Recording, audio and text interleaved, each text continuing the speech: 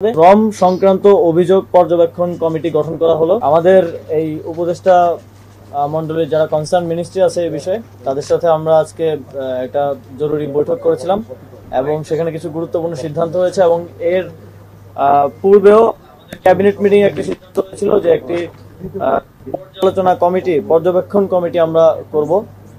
আসলে শ্রমিকদের যে এক্সিস্টিং ইনফ্রাস্ট্রাকচার গুলো আছে শ্রমিকদের বিভিন্ন সমস্যা নিরসনের জন্য সেগুলোর প্রতি কিছু কারণে আপনারা জানেন বিগত সরকারের আমলে এই আমাদের শ্রম অধিদপ্তর সহ সালিশিও যারা করতো শ্রম আদালত তাদের উপরে ট্রাস্টটা আসলে শ্রমিকরা হারিয়েছে।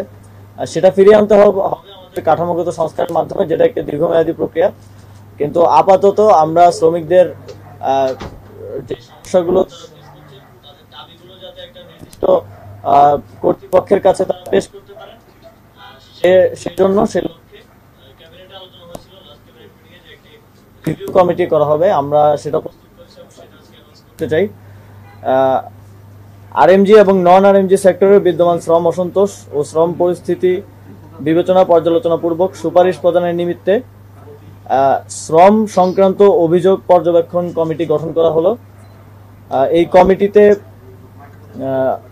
আমাদের শ্রম অনুবিভাগের অতিরিক্ত সচিবকে আহ্বায়ক,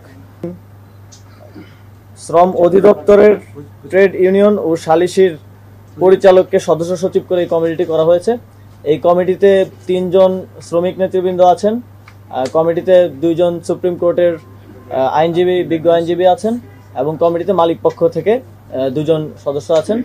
আমাদের যেই শ্রম অধিদপ্তরের অফিস আছে বিজয়নগরে, সেখানে শ্রম ভবন আছে, সেখানে শ্রমিকরা তাদের যে কোনো দাবি নিয়ে শ্রমিক সংগঠনগুলোর নেতৃবৃন্দ অথবা আমাদের শ্রমিকরা সরাসরি সেখানে গিয়ে তাদের সেই দাবিগুলো, তাদের যে বক্তব্যগুলো সেগুলো সেখানে পেশ করতে পারবে।